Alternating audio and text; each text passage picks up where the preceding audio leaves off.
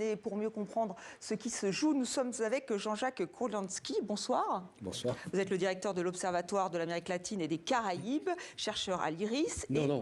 Fondation Jean Jaurès. Voilà, Fondation Jean Jaurès. Merci pour la rectification. Et Slimane Zeguidour, notre éditorialiste.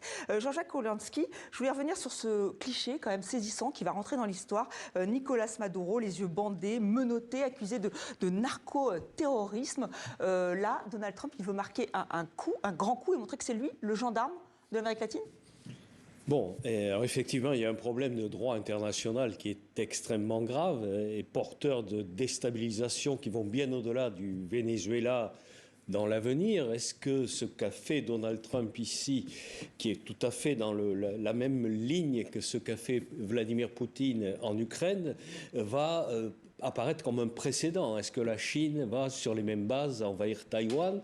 Est-ce que le Pakistan va envahir le Cachemire? Netanyahou se sent conforté dans ce qu'il fait au Proche-Orient, et ça a été l'un des premiers à féliciter Donald Trump. On va y revenir dans un instant, mais est-ce que vous êtes surpris par cette opération militaire? C'est vrai que la pression s'accentuait. On en avait déjà discuté sur ce plateau. Vous aviez l'air de dire que ce n'était pas possible. Là, Donald Trump... Rien n'est impossible pour Donald Trump. Il ne respecte pas le droit international. Le droit des États-Unis et le droit international, pour lui, sont la même chose. Il avait, d'ailleurs, on pouvait déduire que ces choses-là allaient arriver après le déploiement au mois de septembre d'une armada aérienne et maritime dans la mer des Caraïbes, et après également la publication de sa feuille de route en matière internationale. Dans ce document, il était écrit noir sur blanc que les intérêts des États-Unis doivent primer sur tous les autres en Amérique. Donc en Amérique, c'est-à-dire du Canada à l'Argentine, en passant par le Venezuela. Donc il est intervenu dans les élections argentines, dans les élections du Honduras. Et au Chili donc, aussi. On pouvait penser qu'il allait faire quelque chose, il en était même contraint. Au Venezuela, il ne pouvait pas laisser sa flotte sans mouvement, sans bouger, sans rien faire. Donc pour vous, c'était prévisible tellement Donald Trump est imprévisible. On va revenir, on va continuer effectivement. Mais Slimane, déjà, on peut dire qu'il y a eu un précédent, une opération similaire, c'était en 1989. Ah oui, on a, bien que Donald Trump ne soit pas féru d'histoire, on a l'impression qu'il réactualise la doctrine, la bonne vieille doctrine du gros bâton, le big stick, ils appellent comme ça. C'est-à-dire ce qui a été mis en branle par Theodore Roosevelt au début du XXe siècle, et selon laquelle tout ce qui est latino-américain ne saurait rester étranger aux États-Unis. Et donc les plus récents précédents de cela, c'est 1983, lorsque l'armée américaine envahit l'île de la Grenade dans les Caraïbes pour abattre un régime issu d'un coup d'État soutenu par les Cubains. Et cette opération déjà avait alerté les Nations Unies parce qu'elle s'était déroulée, c'était quand même l'invasion d'un pays souverain sans aucun mandat de l'ONU et qui avait été officiellement condamné par l'Assemblée générale. 6 ans plus tard, le président Bush père demande à l'armée américaine d'envahir cette fois-ci le canal de Panama, l'État de Panama, pour aller capturer le général Noriega, qui était pourtant un ancien des services secrets américains, c'était un informateur, pour le traduire devant la justice américaine pour trafic de drogue. Et là aussi, on avait eu affaire, comme avec Maduro aujourd'hui, à des photos d'identité dégradantes pour leur humanité. Donc 1989, c'est la dernière en date des interventions américaines au sud des États-Unis. Et voilà qu'elles reprennent aujourd'hui. Alors cette opération américaine, bien sûr, elle provoque beaucoup de réactions à l'international. On va faire le point avec vous, Lola Colomba. Bonsoir Lola. Bonsoir. Et on commence avec l'Amérique latine. Oui, tout à fait. La Colombie a été l'un des premiers pays à réagir. C'est un voisin du Venezuela, bien sûr. Et les autorités ont fortement condamné cette attaque. Bogota a annoncé le déploiement de ses troupes à la frontière, la mobilisation de ressources aussi en cas d'afflux de réfugiés. Le président Gustavo Petro demande lui aussi une réunion du Conseil de l'ONU. Toujours sur le continent américain, le ministère des Affaires étrangères du Mexique condamne et rejette les actions militaires exécutées unilatéralement par les États-Unis et met en garde toute action militaire met gravement en péril la stabilité régionale. De son côté, le président brésilien dénonce une grave atteinte à la souveraineté du Venezuela. Et dans le reste du monde ? Eh bien, la chef de la diplomatie de l'Union européenne, tout d'abord, s'est entretenue avec le secrétaire d'État américain. Elle rappelle que Bruxelles a déclaré à plusieurs reprises que Nicolás Maduro manquait de légitimité et s'est prononcée en faveur d'une transition pacifique, tout en appelant au respect du droit international. Même son de cloche du côté de la diplomatie française. Sur le réseau social X, le ministre des Affaires étrangères écrit qu'aucune solution politique durable ne saurait être imposée de l'extérieur. À l'inverse, la présidente du Conseil italien, Giorgia Meloni, juge légitime l'intervention défensive des États-Unis. Les alliés du Venezuela dans le monde ont en revanche fermement condamné cette attaque, à l'image de Téhéran, mais aussi de Moscou. Dans un communiqué, le ministère des Affaires étrangères déclare que l'hostilité idéologique a triomphé du pragmatisme économique. Merci Lola, et on pourra ajouter aussi Pékin, qui s'est dit profondément choqué par ces frappes militaires américaines. Alors Slimane Zeguidour, on l'évoquait il y a un instant avec vous, Jean-Jacques Orlianski, le droit international est une nouvelle fois finalement bafoué. Une nouvelle fois, mais avec Donald Trump, dès le premier mandat, il avait commencé à prendre des largesses avec le droit international. Et regardez, déjà, les États-Unis se sont désinsérés de la plupart des instances internationales. Ils sont sortis de l'UNESCO, et ils ne financent plus l'OMS, et l'USAID, le traité de Paris. Donc, ce n'est qu'un palier supplémentaire de la part de Donald Trump dans l'ignorance totale et dans le mépris et le dédain du droit international. Mais comment dire à Vladimir Poutine qu'il ne faut pas envahir l'Ukraine alors que lui-même se permet une telle opération militaire? Est-ce qu'on n'est pas en plein paradoxe là? Non, la cohérence, c'est America First. Donc, on bombarde le Nigeria pour défendre les chrétiens, et on bombarde le Nigeria, pays pétrolier. On bombarde le Venezuela, le pays qui a les premières réserves pétrolières du monde, au nom de la lutte contre le narcoterrorisme, qui est un concept qui a été inventé par Donald Trump, le narcoterrorisme n'existe pas. Les cartels de la drogue n'ont pas d'objectifs politiques, ils ont des objectifs financiers. Donc c'est un terme qui a été forgé pour la circonstance et qui n'a aucun sens, sinon celui de valider le récit du président des États-Unis qui essaie de l'imposer au monde entier. On a vu d'ailleurs comment il avait justifié le bombardement des petits bateaux depuis le mois de septembre qui vont des côtes vénézuéliennes, selon lui, vers les États-Unis sans apporter de preuves, sinon sa propre parole. Et là, Nicolás Maduro doit être jugé aux États-Unis. Il est accusé de narcoterrorisme. C'est ce que vous disiez au sujet de Panama. Le président de Panama a été pris manu militari, envoyé aux États-Unis, incarcéré, jugé et condamné. Donc c'est ce scénario-là que veut appliquer Donald Trump, avec quand même une différence. Le Venezuela, c'est pas Panama, c'est beaucoup plus grand. Et à l'époque, à Panama, les États-Unis avaient des bases militaires. Ils avaient pu introniser très rapidement un nouveau président sur une base militaire américaine. Ce n'est pas le cas au Venezuela. Il y aura des résistances. Et comme le président Trump ne veut absolument pas engager des troupes au sol, on ne voit pas très bien comment il va contrôler ce qu'il appelle la transition.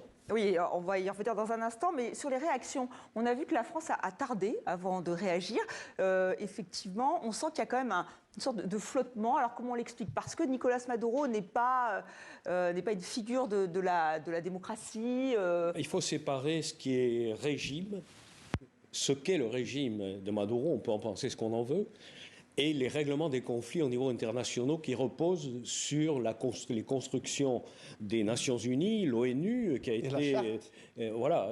été construite après la Deuxième Guerre mondiale et avec beaucoup de difficultés, qui est en train de démolir Donald Trump. Des régimes avec des présidents mal élus dans le monde, il y en a beaucoup. Il y en a quelques-uns.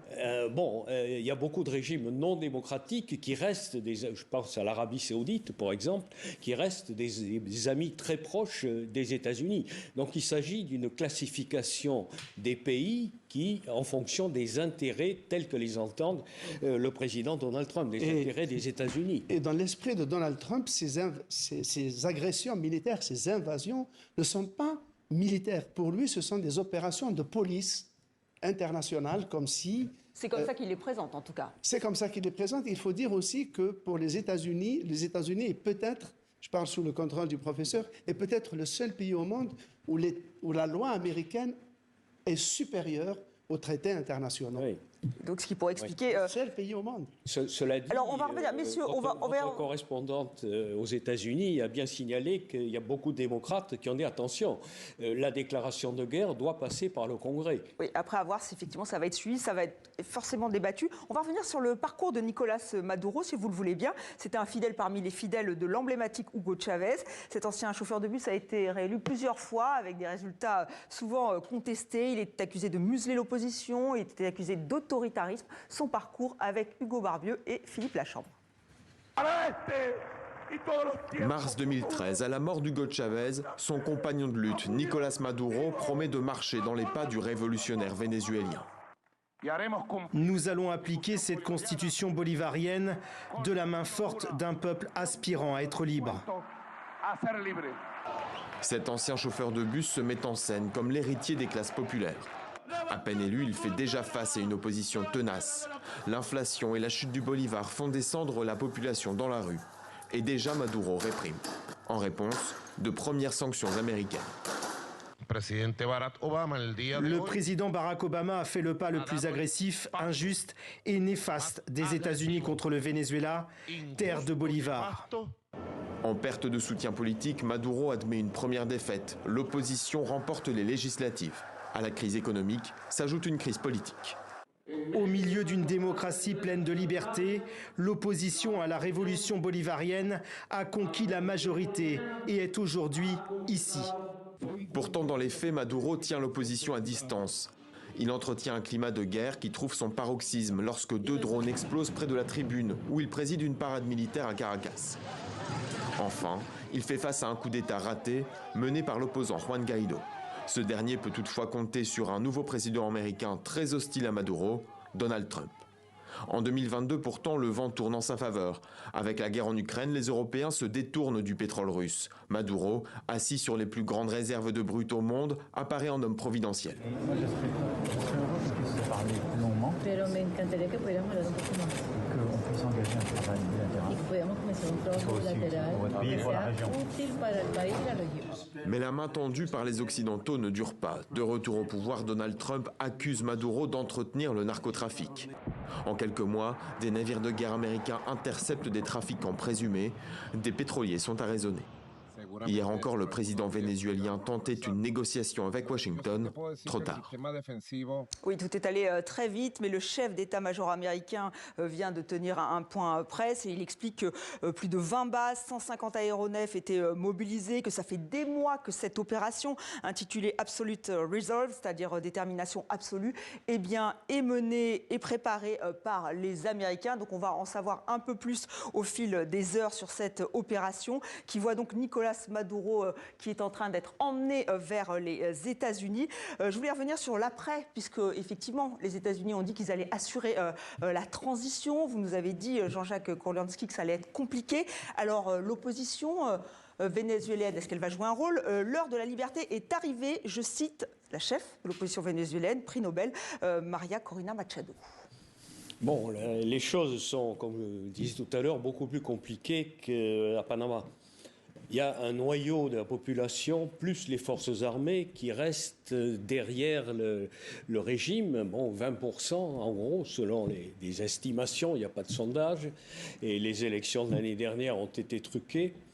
Dans l'opposition, il y a beaucoup de divisions qui sont masquées et qui ont été masquées par l'attribution du prix Nobel à Maria Corina Machado, qui est l'une des opposantes la plus d'extrême, à l'extrême droite, qui est membre du réseau créé par le parti d'extrême droite Vox, où on trouve l'actuel président du Chili, l'actuel président de l'Argentine et l'actuel Premier ministre d'Italie, celle de Hongrie, donc elle est là. Mais il y a d'autres opposants qui ne sont pas du tout sur sa position, en particulier Enrique Capriles, qui a été candidat au présidentiel contre Hugo Chavez, une deuxième fois contre Nicolas Maduro, qui a été interdit de droits civiques en 2017 et qui, lui, sa position est claire.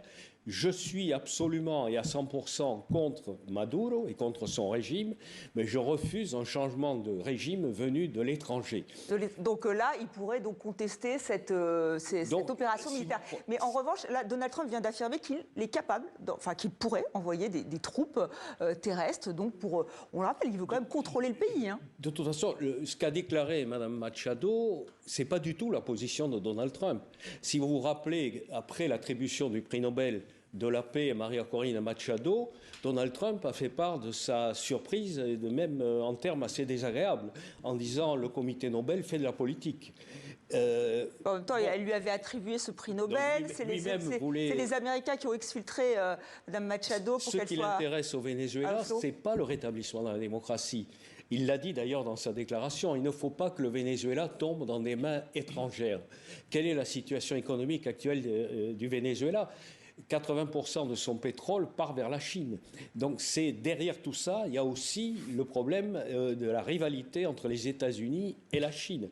Rappelez-vous que la première décision concernant l'Amérique latine prise par Donald Trump a concerné Panama, qui est un enjeu important pour les États-Unis. Il y avait eu l'intervention en 1989 et Trump a dit ça suffit, les Chinois doivent partir de Panama. Juste très brièvement, là le président américain vient de dire à la Colombie attention à vous, il pourrait aller jusqu'où selon vous? C'est-à-dire la Colombie après le Venezuela, la Colombie, il a l'air déterminé, Donald Trump. Oui, l'argument qu'il a utilisé pour le Venezuela peut être utilisé contre le président colombien qu'il a qualifié de complice des narcoterroristes. Ce qui explique que le président colombien soit aujourd'hui montré du doigt par Donald Trump. Et demander une réunion extraordinaire du Conseil de sécurité des Nations Unies et déployer des troupes à la frontière. Voilà, on suivra ça avec attention puisque tout est en train de se faire en ce moment. On va suivre avec beaucoup d'attention ce qui se passe notamment avec vous, Slimane. Merci infiniment d'avoir accepté notre invitation.